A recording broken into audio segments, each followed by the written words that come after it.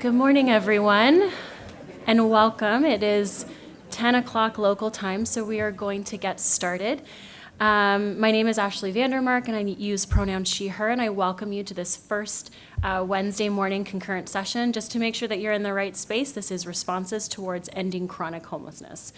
So if that's not what you are in for, now's your time to exit and find out what room you should be in.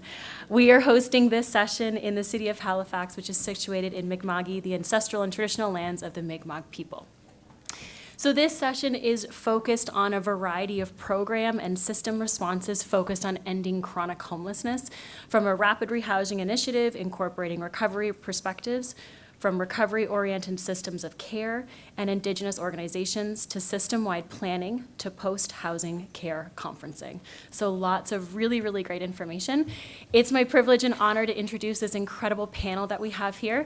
The presentations are going to flow one right after the other, and then at the end of all three presentations, you're gonna have time to answer or ask questions of these panelists. We do have a microphone right there in the middle, so I would ask that you use that microphone so that everybody in the room is able to hear your questions and then answers from our panelists.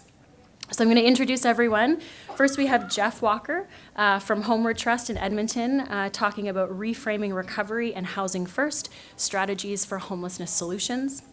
We have Chris McVoy from the region of Waterloo, and then we have Kellyanne Salerno from the region of Waterloo talking about system enhancements, responding to increases in chronic and unsheltered homelessness, specifically in Waterloo region. And then finally, we have John Ecker, who is from MAP, Center for Urban Health Solutions, and Cherish Dupuy from the Toronto Alliance to End Homelessness. And they are focusing on person-centered aftercare planning for people transitioning from chronic homelessness into housing. So without further ado, I am going to turn it over to our presenters. Thanks so much.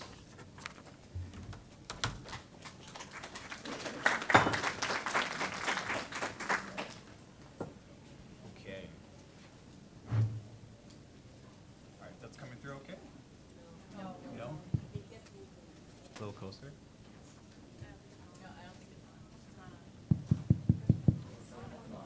Hello? Is this better? Okay, let's see if I can do this now.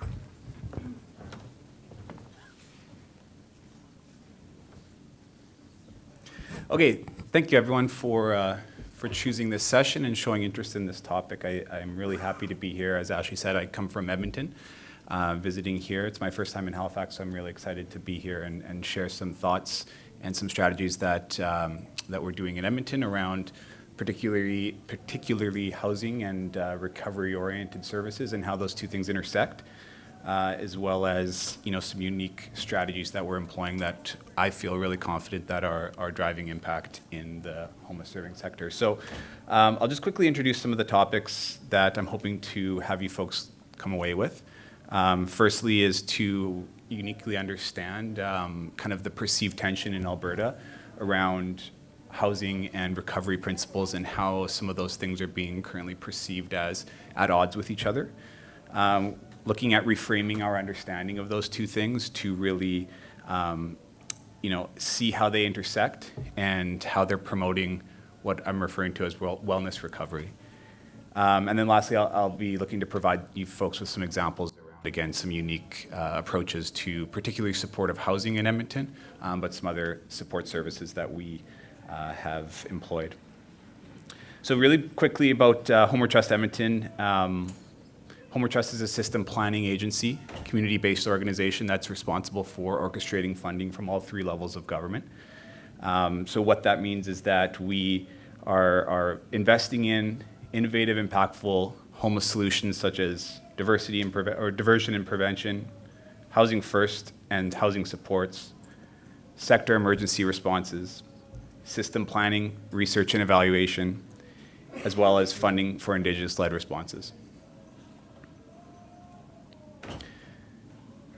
So how do we know the work that we're doing is making a difference and is impactful? So as system planners, as agency leaders, as service providers, if we look at it from a 30,000-foot view, these might be some of our indicators, key performance indicators, success indicators. So how many people did we house in this month? How long does it take to How long does it take to connect people with housing options? Are we reducing impact on mainstream services? Are people remaining housed? Are meaningful referrals or connections being made in our communities? And are we serving as many people as we can with the resources we have available to us? But if we zoom in a little bit and look at how the participant or service user is experiencing those, this is some of the successes as they might see it. So am I hopeful and forward thinking? Am I empowered to decide what is best next for myself? Do I have the ability to pursue things that promote my quality of life? Are there people that care about me? And do I have people that I care about? Do I have the power to choose when and how much I use? I have self-sufficient, replicable coping strategies. And my interactions are no longer transactional in nature, but are self-serving and contribute to sustained wellness. So in this instance, we're really framing value being put on outcomes, not necessarily outputs. I'll circle back to this in a moment. So why is this important in Alberta right now? In 2020, Alberta introduced a recovery-oriented system of care approach to addiction and mental health treatment and invested heavily into the expansion of addiction recovery spaces throughout the province. This Alberta model is based on the belief that recovery is possible and everyone should receive timely support and face as few barriers as possible in their pursuit of their addiction recovery. Can I just interrupt? Can we close that door? It's like really hard to concentrate and listen to that singing. Thank you.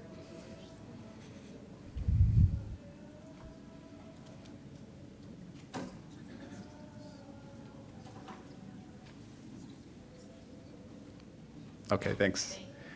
You bet. So earlier in the year, the province also put forth a Compassionate Care Act that, if passed, would give police, family members, or legal guardians the ability to refer adults and youth who may be at risk to themselves or others to mandated intervention, which could include involuntary treatment. So in our community, there's a perceived tension between addiction-focused and housing-focused interventions, and that it tends to be either one or the other.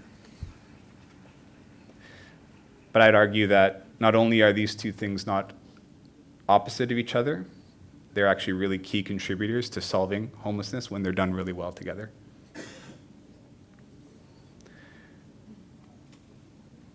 So what do we know about homelessness and addiction in our community of Alberta? So a recent Canadian-wide study reports addiction or substance use was identified as the most cited reason for housing loss, with 25.1% of survey respondents identifying it as their reason for their current state of homelessness. That same Canada-wide study found that individuals who are homeless disproportionately are at risk of drug poisoning. We know that 1/4 of all drug poisonings take place outdoors. And we know that that risk is even more elevated when an individual is discharging from a setting of voluntary or forced sobriety, like detox, treatment, or incarceration, for example.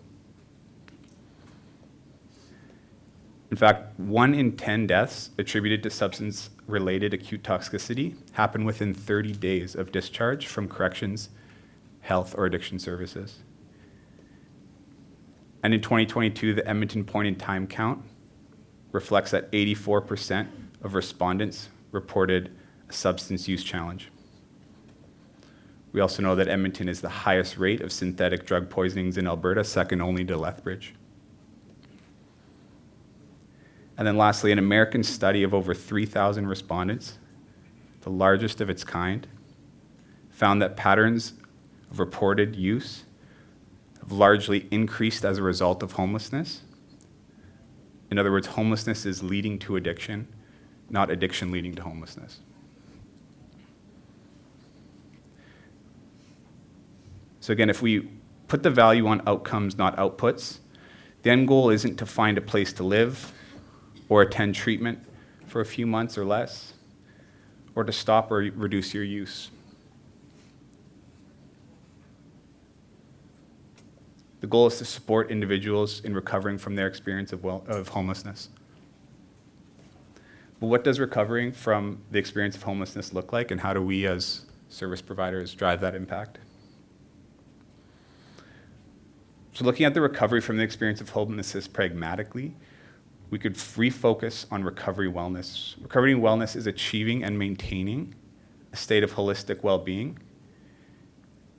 It is not housing outcomes, treatment utilization, or inflow and outflow numbers. When we think about it this way, it means that we have sustainable well-being. We could define it the following way. Through self-determination, I can make informed decisions about what happens to me. Through future orientation, if I save money over the next 3 months, I could purchase a new TV. Taking back power. I'm in control of my substance use, and I choose how and when I use. I'm pursuing my interests. I'm doing things that make me happy and healthy. I have meaningful routine. First thing I do in the morning is make a cup of coffee. And I have connectivity. There are people that I care about, and I know that there's people that care about me. So again, in this state, interactions are no longer transactional in nature, but are in one's own self-interest. And we're transitioning from a mode of survival to a mode of sustainability. So looking at how wellness recovery might be achieved through service delivery, we could establish a continuum based on interventions that are less autonomous to more autonomous. It might look something like this. So on the far left, you might see something like a Compassionate Care Act, which certainly can promote safe communities, minimize social disorder, reduce crime, but it can demote self-determination, demote self-empowerment, and takes power away from the individual. On the far right, if we look at some harm reduction practices, certainly can promote individual safety, promote engagement, and connectivity. But it can demote future orientation, sustainability, and wellness momentum. Along the continuum, there's a number of other intervention types that I've highlighted that move from less autonomy to more individual autonomy. So on both ends of the continuum, we see less opportunity for wellness recovery, with the greatest potential coming from interventions like supportive housing or specialized support services, which I'll talk about in a moment. And I'd argue that there's a sweet spot to be found that keeps people safe, engaged, forward-thinking.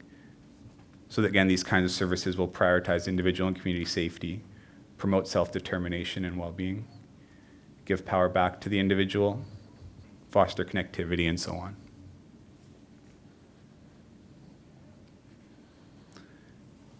So in Edmonton, I feel we have a really unique approach to structure of supportive housing and the way that we deliver that service. So not only is supportive housing an effective strategy to reduce and end homelessness, but it's also our greatest opportunity, I believe, to support individuals in wellness recovery. So through a structured and standardized approach to supportive housing in Edmonton, we are uniquely meeting these recovery needs by defining and understanding anticipated care thresholds and prioritizing or matching to services based on expected intensities. So examples of this are understanding how scheduled and unscheduled care needs interact, how immediate service access is, and the difference between generalized or specialized support needs. We're doing it through partnering with Alberta Health Services to provide embedded and in-reach addiction and mental health supports. And we're doing it by designing a system that has a range of expert operators with unique priority populations based on data. So in Edmonton, high-intensity services are structured in this way. As the participants are prioritized for high-intensity services, they are matched to an appropriate intervention via our coordinated access system. So within our supportive housing portfolio, we fund operators to provide a range of services from supportive housing 1 facilities that are less intensive in their service capacity, and that intensity increases as you move along the continuum.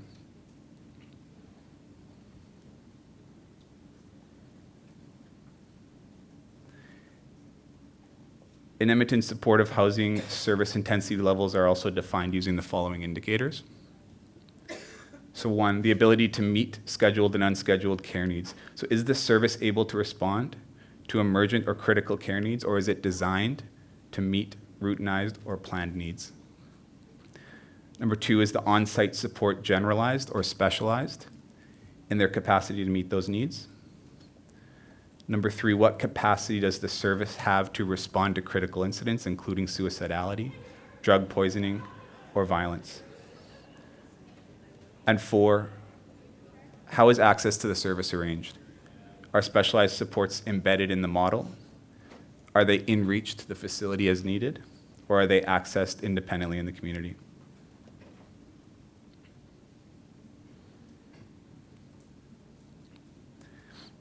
Highlighting the expected participant profiles for each of our supportive housing intensities looks something like this. So activities of daily living are referring to things such as hygiene, dressing, feeding yourself. Instrumental activities of daily living are referring to things such as managing finances, medications, mental health, and wellness. Tenancy management, things like paying bills on time, ensuring rent is received, and advocating for yourself.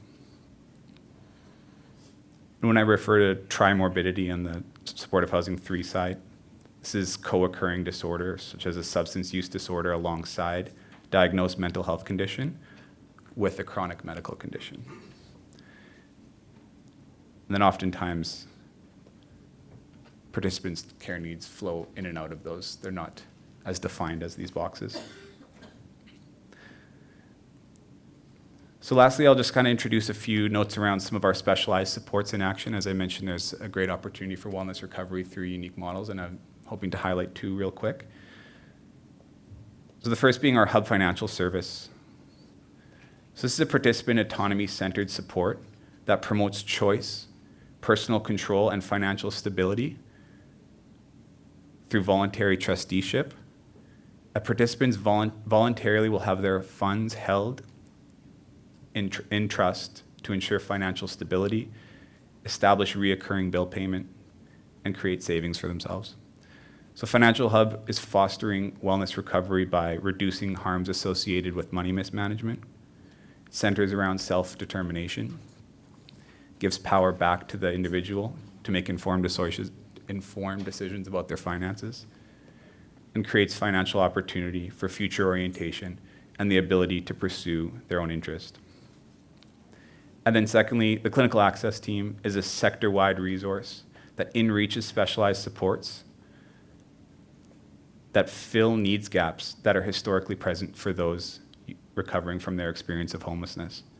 So this team provides connection to and direct service provision of things like psychological service, connection to psychiatry, outreach, nursing, and healthcare support. And the clinical access team meets a huge gap by filling a sector need of ongoing clinical service provision and connectivity that historically is a barrier for those that we serve. So lastly, what do we know that's working? The responsive, housing-focused system where programs drive impact and individuals achieve sustainable wellness. And that access to housing with the right supports, the right time for the right person is critical. What is not working is a system that mandates engagement, creates conditions for care, and hopes for behavioral change. Thank you.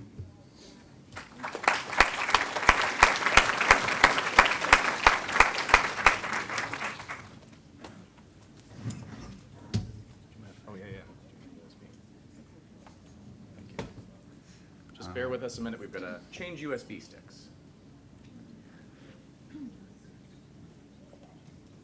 What if I take that out? Yeah, go ahead. All right.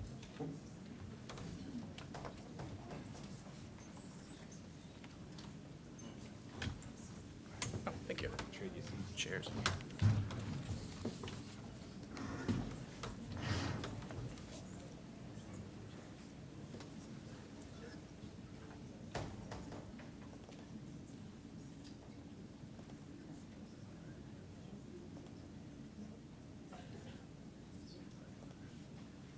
Go. Good morning, everyone. How are you? Doing well? Excellent. My name is Chris McAvoy, and I come from Waterloo Region, and this morning, together co-presenting with me is... from Okay. Waterloo region as well. So thanks for coming to the session this morning, and looking forward to the Q&A and discussion at the end of the session. So our presentation this morning is on responding to increases in chronic and unsheltered homelessness within Waterloo region. So just to set a bit of context, Waterloo region is a community in southwestern Ontario, 3 major cities, 4 townships, and we, as the region of Waterloo, are the service system manager in that community. We are located on the Haldimand Tract, which is the traditional land of the Haudenosaunee, the Anishinaabe, and the Atawatan people. So in terms of the agenda and what we're going to be talking about today, we're going to present to you the problem that our community, and likely your community, faces as well: significant increases in episodic homelessness, chronic homelessness, and unsheltered homelessness. We're then going to talk about the plan, some of the things that we have been engaging in over the past 12 to 24 months to address these increases. And then we're going to share with you the progress. How are we doing so far since we've implemented some of these interim housing solutions? So I'm going to talk globally about these interim housing solutions, and I'll share a few more details in a few minutes. And it was a series of pieces, a number of pieces of work. The one we're going to focus in on today is a particular hybrid outdoor shelter that exists within Waterloo. So the context. So as I said before, likely your community, our community is experiencing it as well. Significant increases in experiences of homelessness, in chronic homelessness, a number of people who are very unwell and are needing greater connection to services. So what you'll see on this slide through our HIFIS data, through our point in time count, we've noticed and been measuring a significant increase in experiences of homelessness. So this summer, looking into our HIFIS data, we saw that there were over 1,300 people experiencing homelessness. And those are just the people connected to HIFIS, connected to our system. What we know and acknowledge is that doesn't meet or doesn't assess and measure people who are experiencing hidden homelessness, people whose HIFIS files have gone inactive, people who are not connected to our system. So that is very likely an undercount. What you'll also see here is experiences of chronic homelessness increasing. So again, in the summer, we did use the word unprecedented. We're trying not to bring it back, but we do think it really is unprecedented, the number of people experiencing chronic homelessness in Waterloo region. So we have over 562 households. This is a over 100% increase since the beginning of the pandemic, since March of 2020. We are seeing a 28% increase year over year, despite significant investments in new supportive housing, new outreach services, new emergency shelters. I said supportive housing, but that's both fixed and scattered sites. So despite significant investments, we are still continuing to see these increases. I think that's all I wanted to say there. So again, interim housing solutions. So back in August of 2022, regional staff, together with community partners and our regional council, moved forward a number of pieces of work that we termed our interim housing solutions, one of which is the Herbs Road Shelter, which we'll share more with you in a few moments. I did also want to highlight on the right-hand side, you'll see the plan to end chronic homelessness. So the interim housing solutions are meant to be just that, interim. They're emergency shelter, they're transitional housing. They're going to help connect people to service, but they're not the answer. They're not housing. And so just want to acknowledge that. And so as we engage and implement these interim housing solutions, we're working with community to have a with community, by community, for community plan that works towards ending chronic homelessness in Waterloo region. And we know that it's not just going to be housing services and our housing stability system that's going to be doing it. We need to engage the health sector. We need to engage the justice sector. It's not just going to be the regional municipality of Waterloo. It has to be within and for and by community for it to truly be successful. So a bit more about some of the interim housing solutions. So through interim housing solutions, apologies, my notes are just catching up. We expanded a transitional housing program, 28-bed new site that is Indigenous-led transitional housing. So we engaged an Indigenous partner. They are determining who accesses the site, whether or not their use of HIFIS and the depth of HIFIS use. Like it really is truly led and directed by the Indigenous partner. We also expanded our home-based support program, which is scattered site supportive housing. So there were 100 rental supplements paired with wraparound supports that are being allocated to community agencies to roll out that connected supportive housing in scattered sites throughout the community. We also expanded the emergency shelter program. We added over 250 spaces within the last year alone. Again, just seeing the increase in episodic and experiences of homelessness, our shelter system was not able to keep up and is largely at capacity on a nightly basis. And then we permitted and moved forward a hybrid outdoor shelter, which we're going to get more into detail in a few minutes. The other piece I just wanted to speak to very quickly here is it's 100% regional tax levy funded. So while we've seen slight increases in provincial and federal funding, the level of support that our regional council and community has given to housing services to our community to work towards ending chronic homelessness is significant. We've seen an over 700% increase in regional council, regional tax levy investments, again, since 2020. This is where I turn it over to my colleague Kellyanne, and she'll pick up the pieces on the Erbs Road shelter. Thanks, Chris. Good? Yeah. Okay, definitely not that tall. All right, so picking up where Chris left off, in August 2022, are we there? We are there, all right. In August 2022, Regional Council approved our interim housing solutions and our strategy, and that included the outdoor shelter project that Chris was talking about, and this was really our green light to move ahead as part of this strategy. So after a real thorough and extensive evaluation of regional properties as well as non-regional properties, the region landed on Erbs Road as the site for this new outdoor emergency shelter. It is important to note that we also have and we share a paramedic station on the same plot of land. So the hybrid shelter is in front and our paramedic partners are directly behind us. The shelter consists of 50 cabins, which also includes a security and electrical cabin and a community rec space, so about 2,000 square feet. The community space includes a food servery, laundry, accessible washrooms and showers, and office space to be used by the provider, which is the working center, as well as many support agencies that we bring in and connect residents to. We also bring in some case management supports with social services from the financial perspective, and the working center has been great in getting health providers in, as well as other supports that really are leading and working to stabilization of the residents and ideally more housing outcomes. So as part of the planning process in fall of 2022, an expression of interest, we put out and conducted an expression of interest to contract a service provider. It's a bit innovative, it's a bit creative, and so we awarded the contract to a long-standing provider over 40 years in our community called the Working Center. So the region works closely with the provider every day, throughout the weeks. We have an analyst that are tied to that portfolio, but we also work with the municipalities. We really couldn't have done it without them. So the City of Waterloo, the Township of Wilmot, and really strategically and collaboratively with other community partners who provide a full network of supports to the program participants. So it's kind of a funny slide for me because we've been asked multiple times in multiple ways and multiple different events, why? Why Erbs Road?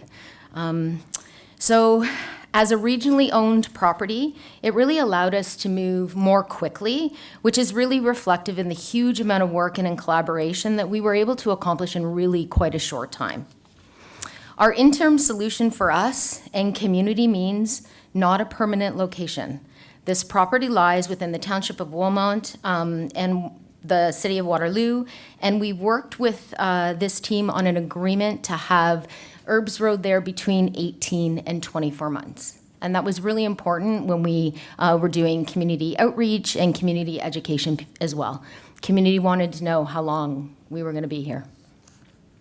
So the site itself is temporary, as I said, but also the intention behind the interim housing solution is emergency space for all the participants to stabilize from their experience of homelessness and their need to really move on, as Chris said, to supportive and permanent housing options and move them through the continuum as part of their time there.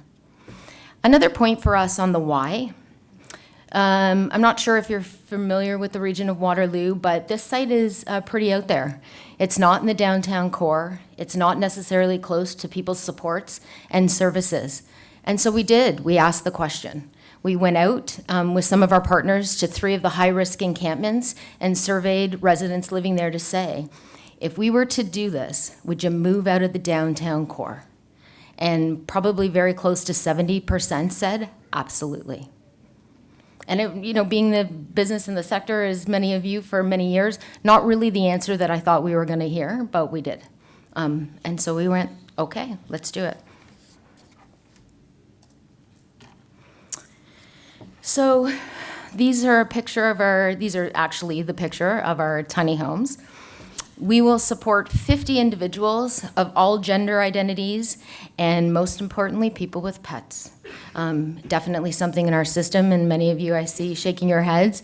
The system is not built for that. And so the Working Center does a great job in bringing everybody in, very inclusive. The site operates from a really low barrier approach, supporting people experiencing unsheltered homelessness. And for the most part, we gathered people residing in 3 of the high-risk encampments across the region. And these people definitely have more complex needs, and those who have had challenging accessing emergency shelter spaces in the region for various reasons, or a choice necessarily not to because it wasn't suitable for their needs. People that reside here have expectations of part of the shelter program and have signed a rights and responsibilities agreement to be a program participant. And really what it says is you're just going to be part of this community, reside here, be a good neighbor, and contribute. The site operator, the Working Center, has 24/7 staff on site and provides lots of support to program participants. For them, that looks about anywhere between 5 and 7 staff at any shift at Herb Street at any time. The shelter has, as we said, 50 individual cabins. They measure, to be very exact, because I like to be, 106.5 square feet. And the main community space, I think I mentioned, is about 2,000 square feet. The cabins were constructed by Now Housing, which is actually a small business in Cambridge. We originally partnered with them a couple of years ago to put 6 new units out of shipping containers on a Waterloo Region community housing site, some surplus land that we had there. And we brought in 6 seniors that had been sitting on the wait list for quite some time. And those shipping container units are about 456 square feet. So we really, really partnered with Now Housing. They're a great agency. The cabins here, we'll see a picture in a bit, but the cabins have electricity and heat and air condition. They come furnished, and this is a choice that we made to come furnished with mattress, bed frames, side tables, mini fridge, shelves, desk chair, the whole bit. And people can rearrange the furniture as they like. The site is fenced, which provides safety for the residents residing on the site and really defines the footprint of the shelter that we're operating in. There's a security booth entrance, which is staffed by a third-party operator 24/7. And just, as a reminder, I think I mentioned it earlier, we share the land with paramedics who have really been a fantastic partner. But we are really mindful that we're coexisting together on this site. And what does that mean to paramedics? And what does that mean to their staff? So they've been really supportive. Filling the cabins was done by giving consideration to the people living in encampments, experiencing unsheltered homelessness, and those who couldn't access traditional emergency shelter spaces. One of the big things for people was, if I go all the way out there, how am I going to get into the downtown core? How am I going to get connected to the supports and services that I need? The Working Center has a 7-passenger van, and they have an employed driver. And they make multiple trips throughout the region of Waterloo, downtown core, and where anybody needs to be connected to supports and services. And that's just not based on those connections. We know how really important it is to connect these residents with their support system and their family and their friends. And if they need to go have coffee and meet their family and see their kids in some cases, absolutely the Working Center will take them where they need to be and pick them up as well. So this is a picture of an almost finished Herbs Row before we had laid the recycled asphalt and some of the workers there. So it was really exciting to see it come along. And this was actually just before they brought in the community center. So all of the cabins were constructed at Now Housing in the factory, and then we brought a few cabins in at a time as they were ready and set them up, made the connections as we needed. Once the cabins were in place, we actually craned in the community center when we were ready to go. Most of the community center was also constructed in the factory, and the roof was brought in pieces and actually installed on site. So it was really kind of neat to watch the process unfold. So here's what the community center looked like when it opened. It does look a little bit more lived in now. But it has some comfy furniture, it has a TV, it has news boards and bulletins for the residents, provides some details around agencies and supports and when they're going to come in. All the residents have access to Wi-Fi in the community center and their cabins as well. And the Working Center does a great job to provide some computers for job and housing searches, to book appointments, and whatever they need.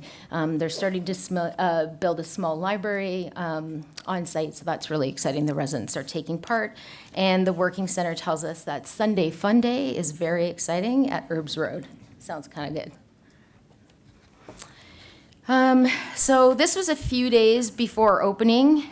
We really have seen this space come to life, and the residents have really built a sense of community and their community space. Many residents have decorated their front space with little bistro sets. They like to sit outside, welcome mats, and wreaths.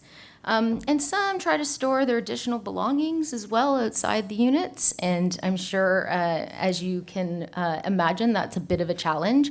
It's a bit of a challenge for us as the region because we share space with our friends and paramedics and we want it to look kind of clean and tidy.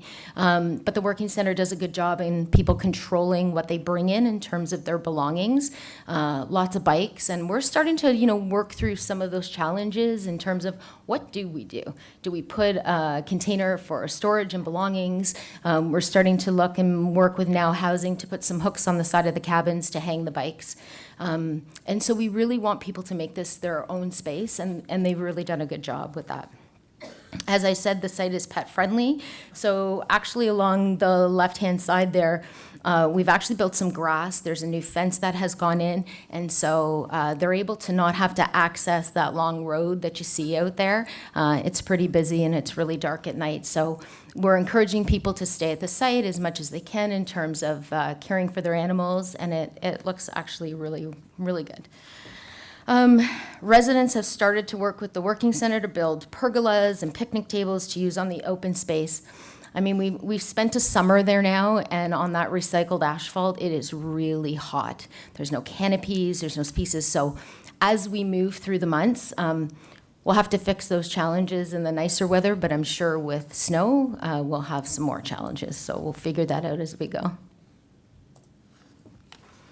So here is an actual cabin. I actually went in and decorated. I'm very proud of this cabin to give people a sense of just what it could look like, how they could personalize these cabins to be for them. Envision their space after so many months and years for so many people of experiencing unsheltered homelessness and living in encampments and struggling. They were just extremely overwhelmed to see what this space could be for them.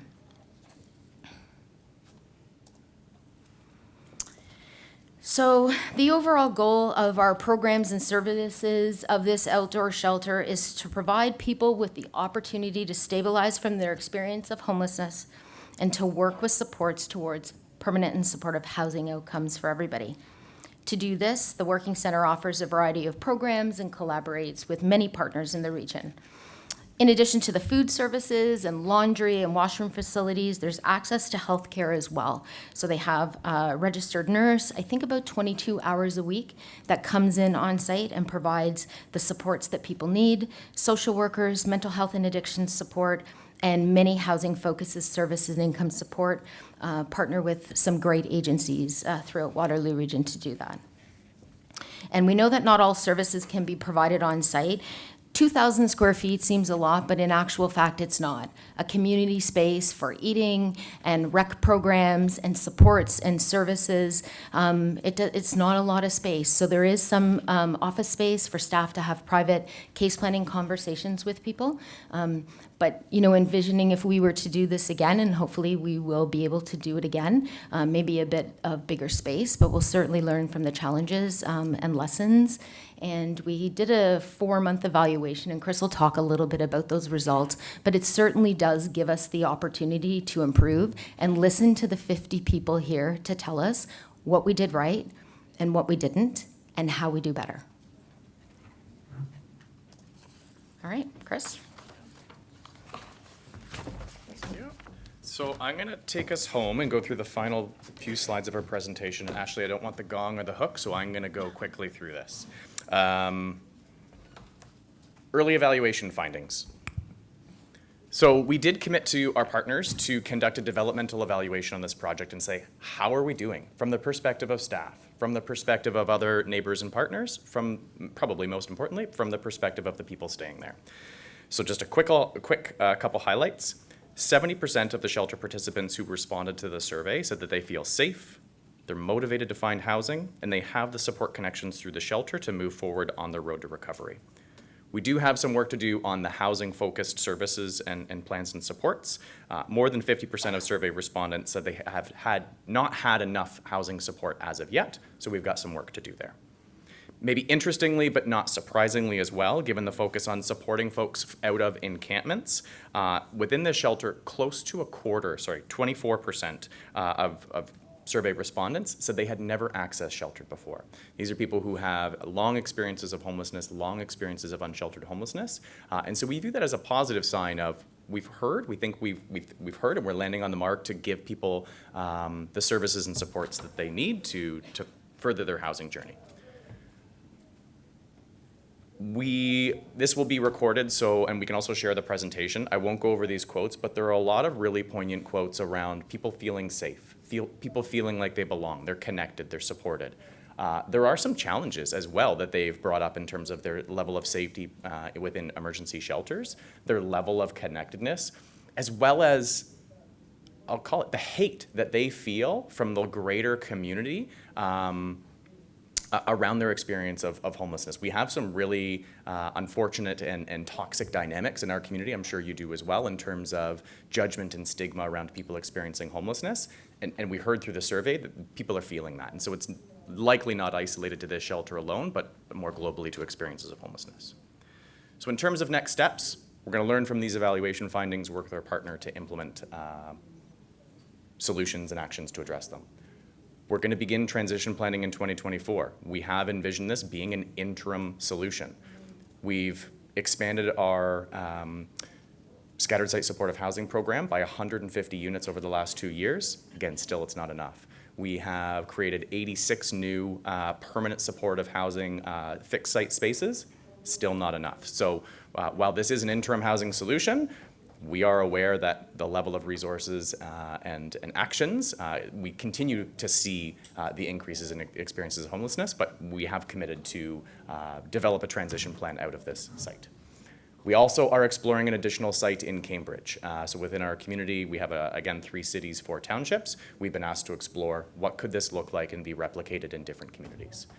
And then last, and you'll see it's bolded, the plan to end chronic homelessness. Again, I can't underscore enough, while we are proud and very supportive of this Herbs Road shelter site as part of interim housing solutions, we know it's not housing. 6 folks who have stayed in the shelter since May have moved on to permanent supportive and market housing.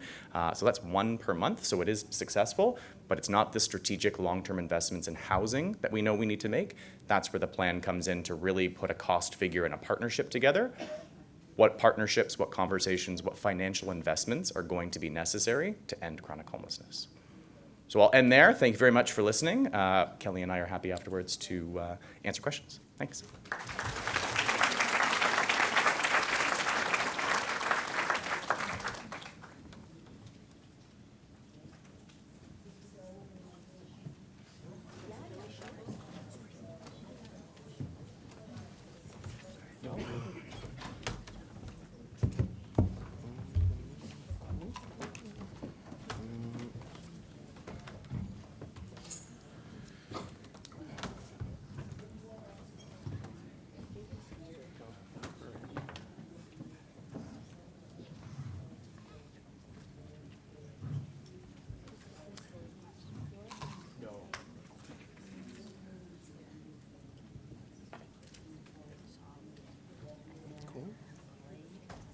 that slideshow.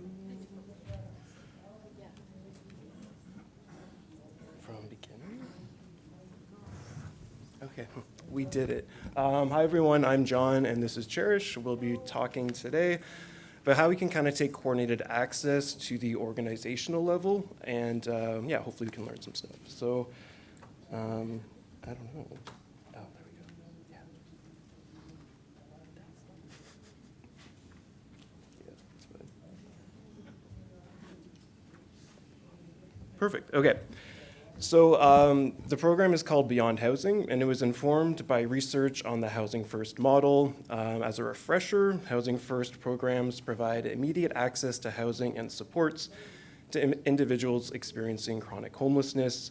Financial assistance is often provided through a rent supplement, and there's also community-based supports that are attached to the person, typically through an assertive community treatment team or an intensive case management team.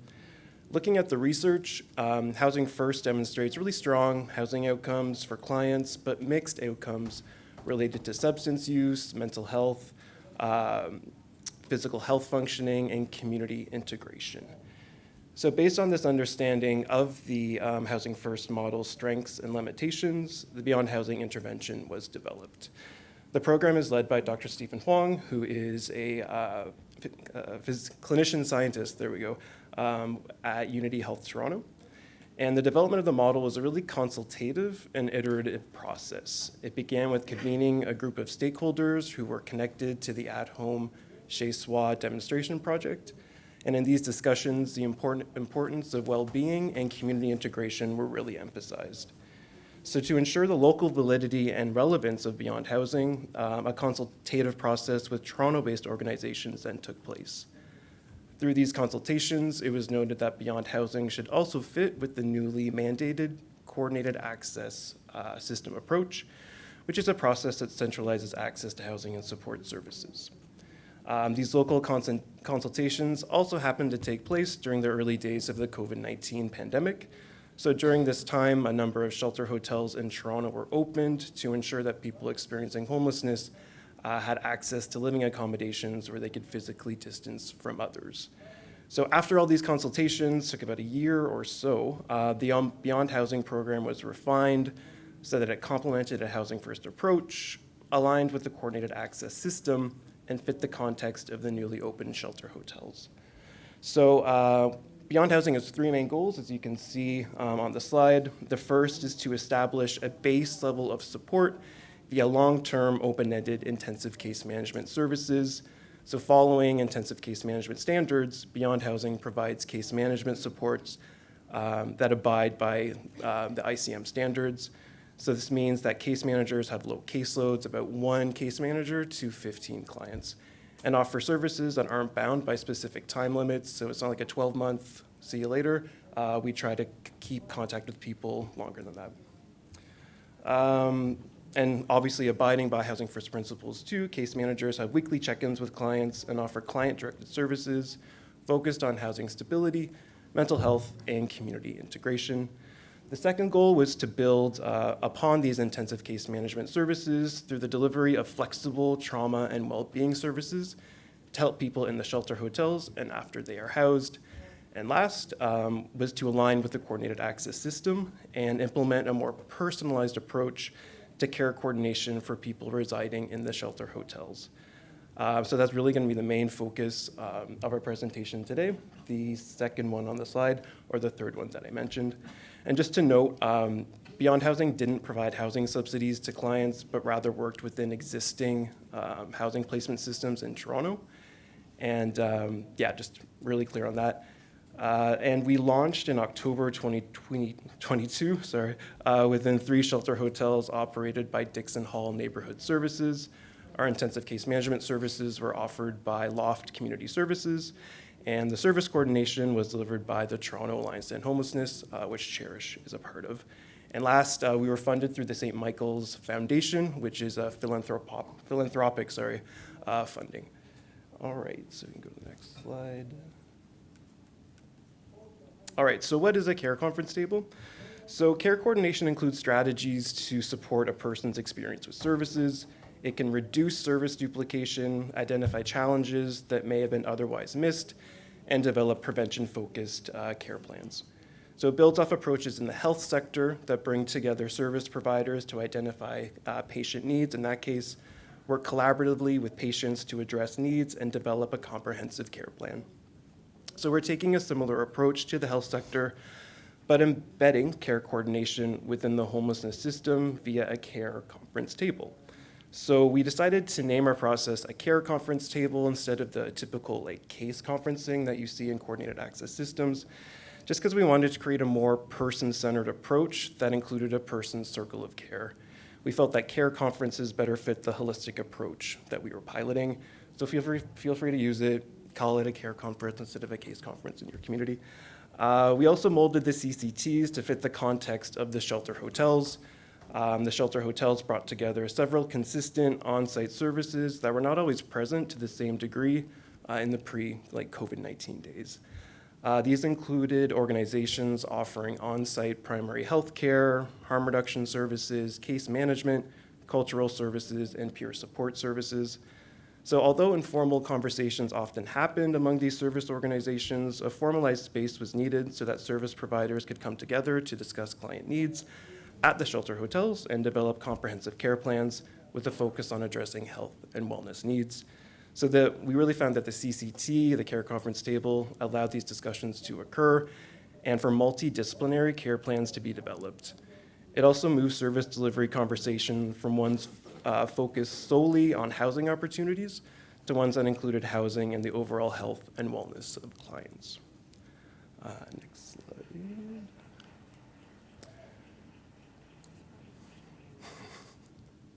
Thanks.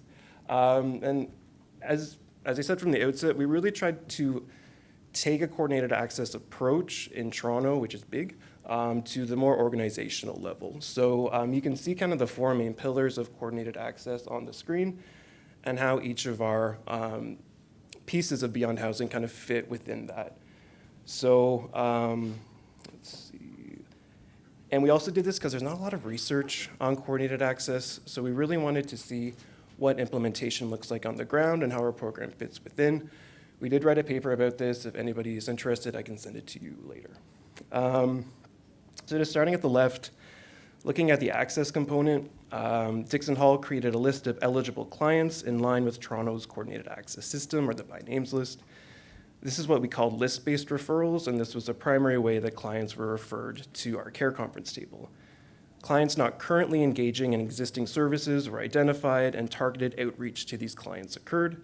This approach led to fewer clients slipping through the cracks and created space for sustained rapport development to occur with these clients.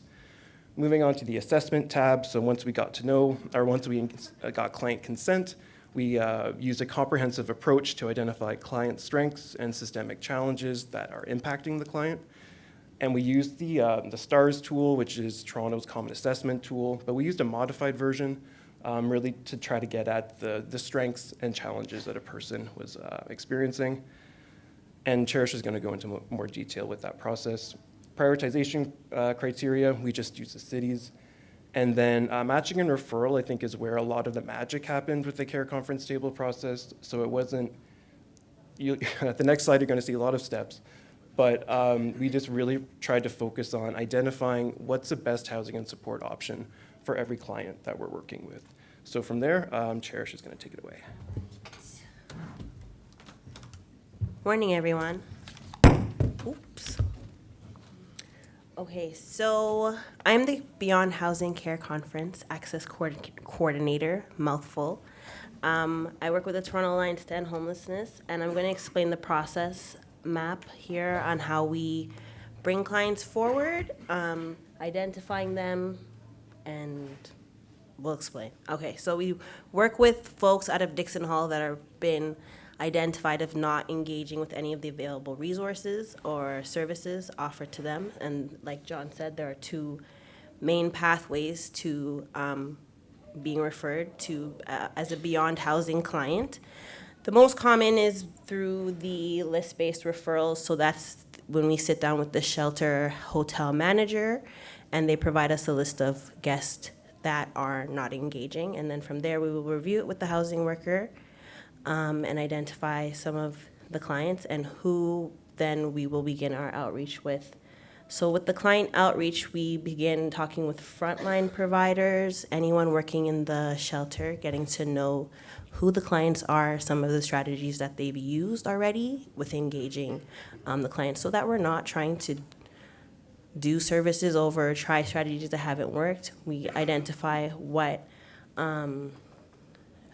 resources they're already connected to, and then from there, if they're not engaged, then we can connect to the loft case managers who will begin the outreach and getting to know the client. So that even includes talking to harm reduction staff, the folks that are bringing in food, the people that are actually seeing the clients day to day. We want to speak to them to know who's there and what they're like, because often we have this catchphrase where we want to be in the loop, and we keep everybody in the loop, and if everybody who's working with them is in the loop, then we can't get confused when clients give us different pieces of their story.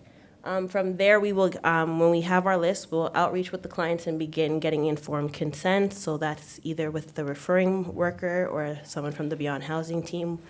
We'll work with the client to get informed consent so that we can share their name and their narrative, their goals at our care conference tables, and then we can assign appropriate support workers to coordinate their care plan. If a client is unwilling to share or sign informed consent, we can get verbal consent where we remove their name, and then we just bring their circumstances to the care conference tables and anonymously. So with our project, again, John said we use the STARS tool, so that's the Service Triage Assessment Referral Supports tool from the City of Toronto. We've modified it several times to fit within our project. That's some of the beauty of the tools we get from the city. We can always revamp them to make them work, so we've modified it, we've remixed it so that it works for the project, and we've brought those things like the changes forth to the city for them to consider as they launch it further as their tool for assessment. And when the assessment is conducted, it's usually by our referring worker or by our loft case manager, or I can do them also. And this information that we receive is crucial. We don't only ask closed-ended questions. It's really about understanding the client's narratives. And we have great caseworkers and great staff that we work with at the hotel shelter, so some folks are really able to get full stories of the clients, and that's what we really need when we're going through to our huddles and the care conference table. So from the assessment and consent, we start information gathering. So that's, again, any worker that has a relationship with the client we want to talk to. That can take a couple of weeks to get all the people connected, but we take the time. Sometimes if we will invite all of the key workers to a huddle. So we all sit down in a safe space. Sometimes it's Zoom. If we can get them in person, it's great. And we will discuss the client, things that we should know before bringing them to the case conference table, or if they will move forward to the case conference table. And sometimes when key workers are not available, I have one-on-one meetings with them and bring that information back to the team. So the huddles are person-centered meetings where we meet with all the key workers again, shelter workers, frontline staff, everybody's available, or they make time. And we get to understand the client's needs, their goals, specific goals. So we as workers sometimes have an idea of what clients need to move forward, but the clients really have an idea of what they need to move forward and how to do that. So we try to focus on what the client's desires are and how we can move that plan of wellness and recovery forward. And when we don't provide housing opportunities, we work within the systems to with coordinated access and then support the long-term case management so folks can remain housed and still on their goals for wellness and recovery. So in some cases, a client may feel stigmatized due to previous experiences with staff, and they may not engage with everybody the way that we would like. So it's really important to talk to as many key workers that are attached to the client so that we're getting that full picture. So then we're at the huddles, and we are discussing the clients and their narratives, and we decide there if they move to the care conference tables. So a care conference table is about a 90-minute meeting where staff from different agencies, community partners come in to discuss the client, their housing and support options, and address the self-identified goals for the client. We look at the circumstances, their goals, strengths, and supports already presented. We usually have about 3 to 4 clients to discuss at each of these tables. And not all of our program partners are directly connected to the client. So we have our primary providers who would consist of like the shelter staff, frontline, housing workers, case managers, and the research team. And then we also invite secondary providers from the community that may have resources, connections, referrals, outside of the box thinking that can move the client's goals forward. And then our discussion questions are guided by the Built for Zero Canada material. So we use a lot of that material to guide the discussions. And then after the CARE conference tables, all the participants that were at the table are kept in the loop, either by emails or in following meetings about the action plan that's developed for the client. We take that action plan to the client for them to approve if these are the action items that they would like to focus on. And then from there, their case managers are assigned to help execute the coordination of care. The follow-up huddles. Okay, well, maybe we'll go into a little bit more details with the care plans, how they're developed. So our note taker, usually from our research team, provides very detailed notes, and then from there we can and takes note of the strategies of engagement and how to work with the client, and from there that care coordination plan is developed. It's brought back to the client. The case managers say, yes, the client's okay with this, we can move forward, or no, we won't prioritize this until after housing, or what pieces they need in terms of housing readiness. And we may all meet again. And then we monitor the client weekly through weekly check-ins with the case managers, research teams, shelter staff, frontline, anyone who may have an update for the client in the week usually connects with the case manager or comes to the meetings to give that update weekly. And then from weekly, we have a pivot where we've introduced summits. So our summits now are meetings that include the client and all the community partners that are attached to the client. This sometimes happens when we've developed the care plan and then we get stuck in an item where it's not working, and we may need to bring the client in to discuss if this is still a priority, and then how we execute this plan, who's doing what pieces, and we follow that plan weekly after the summit to make sure that the goal or the client's strategy is what's moving forward. And when we have had opportunities where some of our folks move into housing, and once they are housed, we will reassess them with a reassessment tool that the loft case managers use. And we make sure that there are new needs or the new identities of parts of recovery and wellness are identified in the plan, and then we support that development. All right, so why so many steps? I mean, not all of our clients go through all the steps, but we really try to take a client-centered approach in moving folks forward. And as the project has developed, we see that not all clients need to be brought to the care conference table. Some clients are very resourceful. They're connected to organizations and just need someone to help them manage the system. And that's really what's great about the project, is that we have that space where we can discuss what the client's needs are. So not everybody follows that straight path. They pivot depending on information gathering, we change.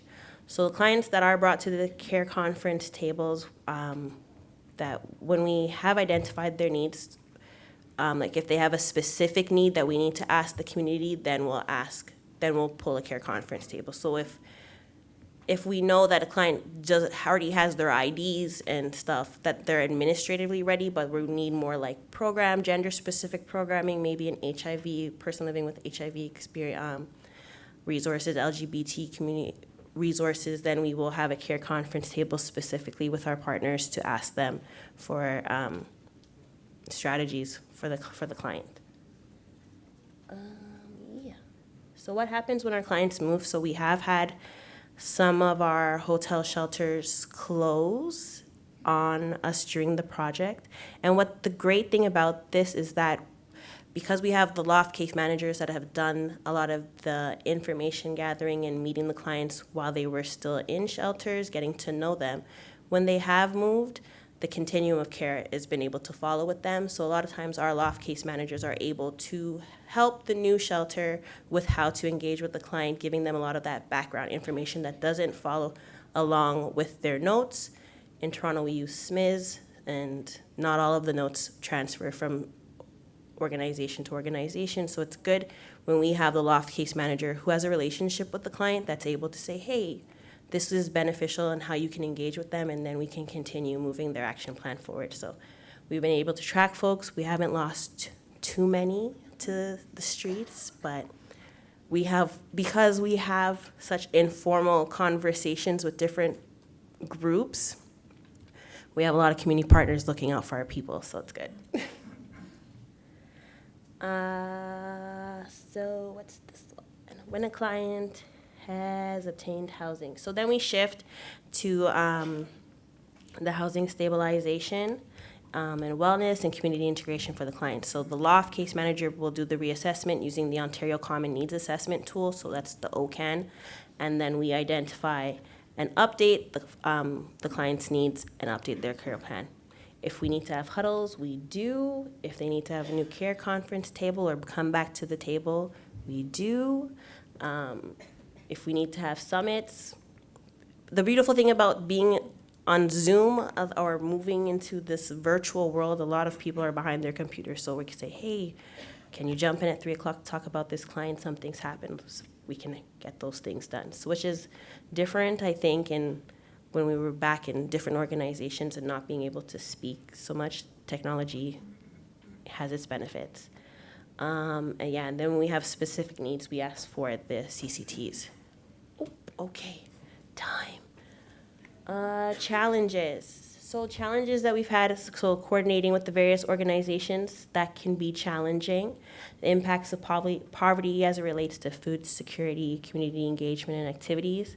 And finding alternative housing opportunities when there are no good fits. So sometimes with our rapid rehousing offers, we'll get housing opportunities that are not necessarily the best fits for clients. So maybe taking a more like housing client-centered approach to fitting people into units and not getting people units filled. Being able to address rapidly changing circumstances. So when our shelter closure was something that we had to learn to pivot through, and then some of our political contexts.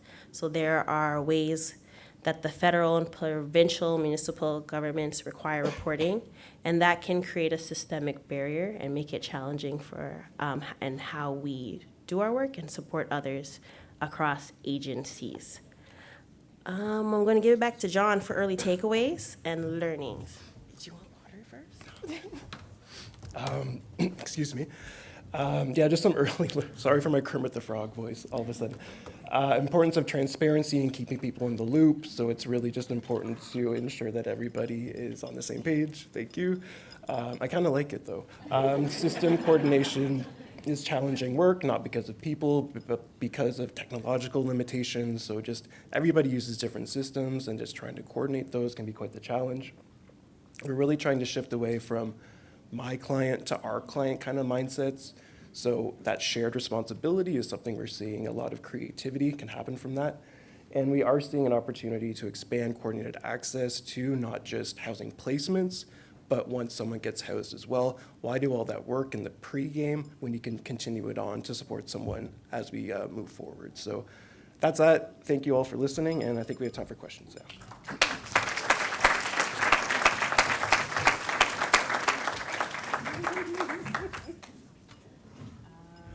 I think everyone would agree that it was an incredible kickoff session. Thank you to each and every one of you for sharing your learnings and your experiences. I learned a lot. That was amazing. We've got about 20 minutes, 15 minutes for questions. Who's got a question that they'd like to ask one of our panelists? Yes, if you wouldn't mind using the microphone, that would be great. Thank you so much. Actually, it's kind of, it's on? It's actually kind of a triple question for Chris, and I hope I get the name right, Kellyanne? Yeah. Okay. First of all, the costs, how much did they cost? How is rent collected? Because I'm sure to be part of the community, there's a rent portion that goes in there.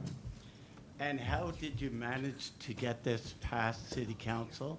Because I've been trying to talk about this for 17 years now. And I'm amazed that you did it, and especially with the containers. Yeah, like we have so many that we can access. I don't understand why we're not doing it. So can you tell me those wonderful questions? And last but not least, how do you make it permanent? Yeah.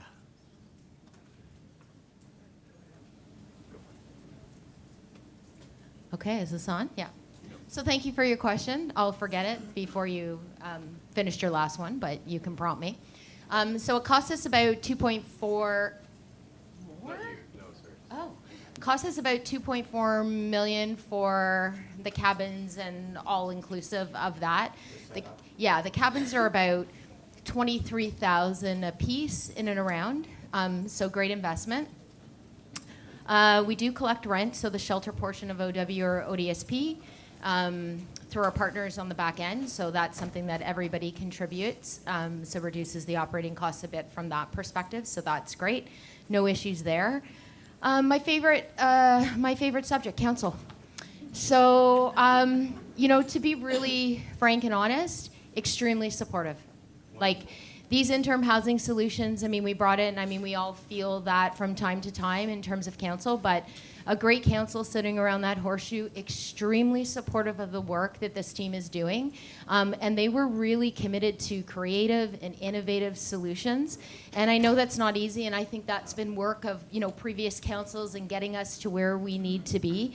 But certainly we felt the support of council and continue to do that. And I think that has helped us with community supporting this project as well, right? So I hope I answered your questions. Is there one more? Can we borrow you for Ottawa City Council? Yes, absolutely. I'm available for events, public speaking engagements, whatever you need. Parties, bar mitzvahs. Yeah, I'm all in. Thank you.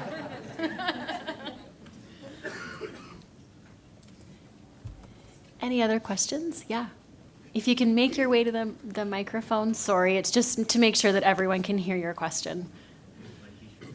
Somebody there. Go ahead.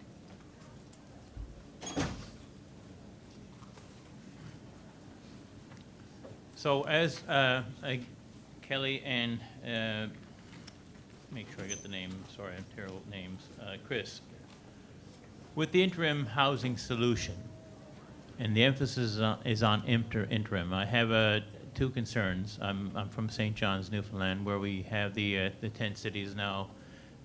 The reality is hitting the metro area hard.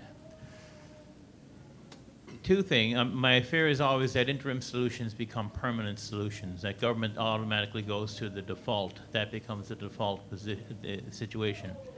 But I'm wondering how do you transition then from that interim solution to a permanent housing solution in a time when affordable housing is as scarce as hen's teeth, let's say. And that's the problem we're finding. There is no place for people to go. We're watching people being evicted from units as they are renovated, and it's just impossible. So I'm curious as to how do you move that as an interim solution. By the way, a fantastic model that I will bring back to my province, but I don't want it to become the permanent solution, because I think in the end it's got to be there's got to be something other than a box. And I don't mean to sound insulting there with that, but in the end, I'm just wondering, how do you progress from there? Yeah, it's a really good question, and I'll maybe point back to one of the things that we have been consistent about when we've been talking about interim housing solutions is the messaging is that they are interim, and we need a larger, longer-term plan to end chronic homelessness that is not just housing services. It involves justice, it involves health, it involves and it comes from the community so that there's buy-in and ownership. And that comes with a cost, a price tag. And so as recently as yesterday, staff from Community Services went to our Health and Services, Community and Health Services Committee to start to attach that price tag for budget 2024 and beyond. And it was not an easy meeting. Council was not unanimous in its support because of the large cost, and we see property taxes in our communities going up as well. So we're competing against a number of social and economic factors. The other piece that I'll say is over this year to date, we've had over 15 people per month from chronic homelessness enter into permanent housing, 15 people per month. So our system and flow is working, our coordinated access system is working. It's not keeping up, it's not fast enough. We do need these interim solutions to bring people in, to keep them safe, to keep them from dying, to keep eyes on so people don't use alone, so that they're not alone. And it does require that additional strategic, significant investment in both fixed and scattered site supportive housing, because it's not just affordable housing as well. So I think it's that constant reinforcement of that messaging and attaching a price tag and communicating to community and politicians and council that we need interim solutions right now, and we need the longer term strategic investments that require our provincial and federal partners to be part of those solutions as well. Just full disclosure, I do sit in the provincial legislature back in my province, but I will say one thing that I heard from several of the presenters, and that I heard from the people who are living in the tent city across from the Confederation building, was the sense of community, and they built a community, and many of them had been saying they've been clean for weeks as a result of that. They're supporting each other, and they do not want to go into the shelter system because in many cases it will undermine their sobriety and their path forward. And the only other thing I will say that I heard from a number of them is that they're looking for a housing solution that will provide stability and a path forward. And even those who are leaving the prison system often have no path forward. One person said, I have an easier path back to jail than I do towards housing. Anyway, thank you for that. That was a fantastic presentation on all people's part there. Thank you. Can I just add something to what you're saying? So I'm from London, Ontario, and some people might know about this, but there was a homeless summit that happened, I don't even know how long ago, let's just say 6 months ago. And that brought together like all the homeless serving agencies in London, developers, realtors, the hospitals, police, fire, ambulance, everyone was there.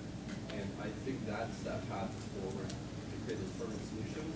If we're siloed and it's the homeless department of the city, you're not getting anywhere. You're only going to get so far. And so I think getting all those big wigs together to look at how we can get that funding financially, that's how you'll see that real change. So check out the Homeless Summit in London, Ontario, and you might get a lot of information.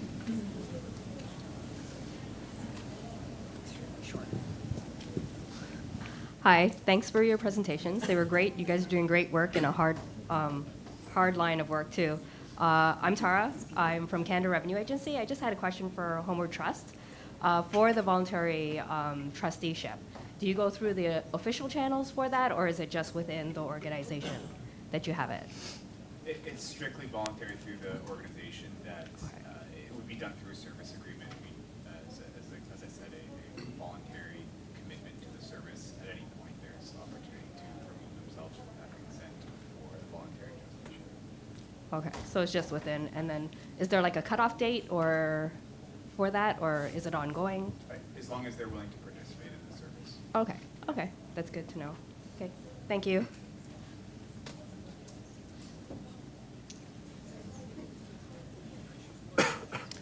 Hi there. I don't know. Can you hear me? Just a question for the last two presenters. Can you speak to the way that you develop those, or the developing of those partnerships with the health system? Those partnerships can be very difficult to come by. So I was wondering if you could just speak to that a bit better. If I can. Yeah, I don't, you know when it happens, your worst nightmare happens?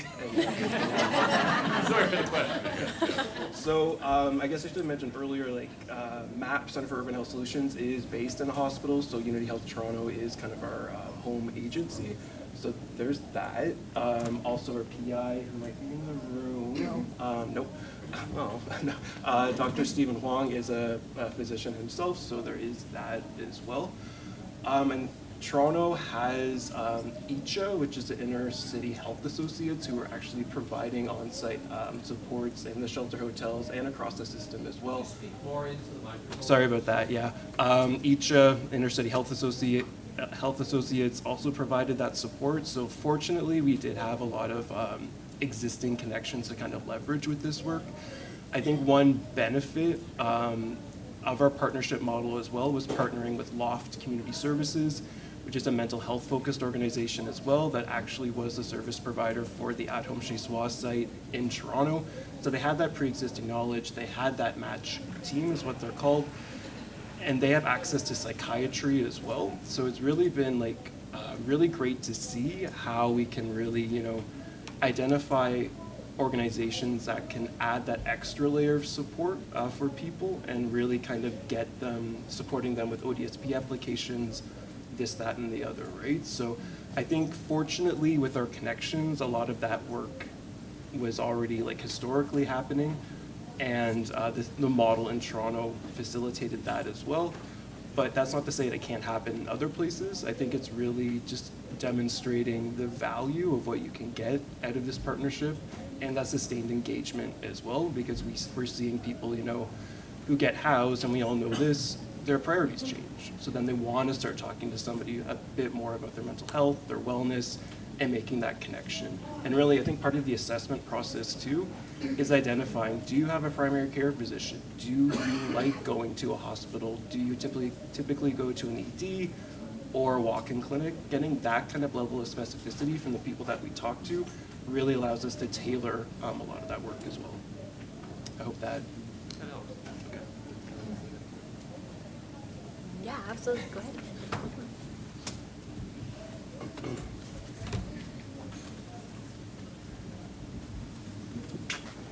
Hi, I'm Trish. I'm from the Lighthouse in Orillia, Ontario.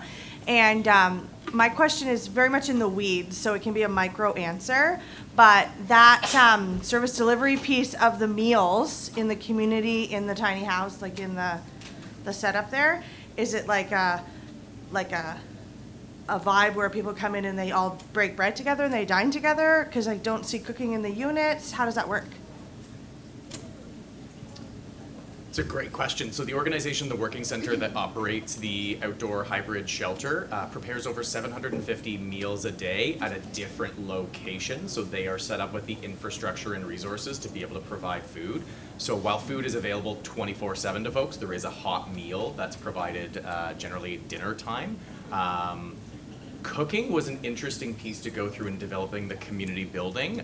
Commercial kitchens are incredibly expensive. And then there's fire code and building codes, all of those lovely code pieces that slow down the ability to move something forward quickly. So we did make the decision to not have a fully functional kitchen in the space to get it done quickly.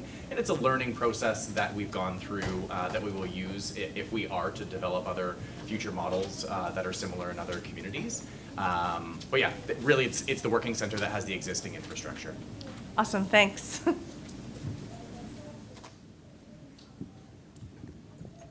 You discovered that asphalt wasn't a good idea in the hottest summer of history. I'm wondering about the aesthetics of the place. It doesn't look very nice. It's not, well, and that's the point. Are we saying we don't want it to look good because we don't want you to stay here? Is that part of the messaging? That's a really good question. And it was funny because we actually had a few layouts and designs and so before we hit this one, there were worse ones, let's just say. And so we made the pivot and changed them. And I think there's, from the perspective of them, certainly not in construction by any ways, but the connections underground and all of that to electricity, it doesn't enable you to do nice things. Now, in terms of what the cabins look like, I mean, lessons learned. Next time we're gonna go with 2 windows, one in the back, one in the front. We might place them a little bit differently. We picked these colors, like we had an array of colors that we could have gone. Greens, reds, yellows, orange, different roofs, all of those pieces. And we really wanted it to blend in with the aesthetics of where it was, which is actually why we did it that way. Don't necessarily look great to some, but look fantastic to others, which is why we ask people to personalize those cabins the way that they want to do. So I think from different people's perspective, it's taken different personally in terms of what they look like. But we did try to go with many different ways, but from a construction perspective, we were limited to the ways that we could set up the tiny homes and the cabins, and we wanted the community center to be really central and a focal point of building community and relationships to put it in the middle. We didn't have a lot of land, although there was. We were given that X number of square footage, and we had to work within that. Thank you for your presentations. Just a couple of quick questions. I'm wondering about average length of stay for participants or for residents in the tiny homes. Also, how many unique individuals served? And I'm also wondering, with it being interim in nature, what's the plan for when the project ends and folks have become dependent on this style of housing? I could see that a lot may return to homelessness if traditional shelters aren't working for them or they're not comfortable in permanent stable housing. So, thanks. So I can answer that. So right now, I think we're 6 or 7 months in, and as Chris said, I think we're moving about 1 participant. The Working Center has moved about 1% participant per month to permanent or supportive housing.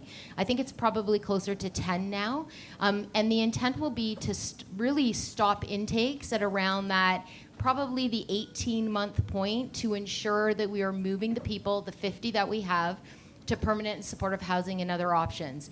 It is certainly not the intent to move people from homelessness into homelessness. So, from that perspective, we really are dedicated to ensuring that they get other options. That really is not an option, right? So certainly people are concerned about that, and we realize that, and the Working Center is working really hard with participants. But if that means closer to the end of the 2-year mark that we have to stop filling some tiny homes, then we will do that, because we recognize the trauma in terms of moving people multiple times, and certainly don't want to be the cause of that. Can I sing it? I probably could. Sorry, we don't sing. Can I ask one more? I'll be loud, not at the mic. I'm curious too about Earth Road, whether there's a supervised consumption site or witnessing, or how the safety planning works.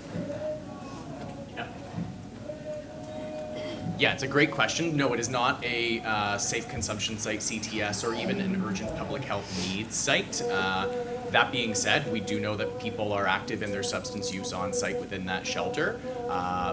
Referring to public health, like we often refer to public health messaging of don't use alone. Let staff know when you are using so that they can check in.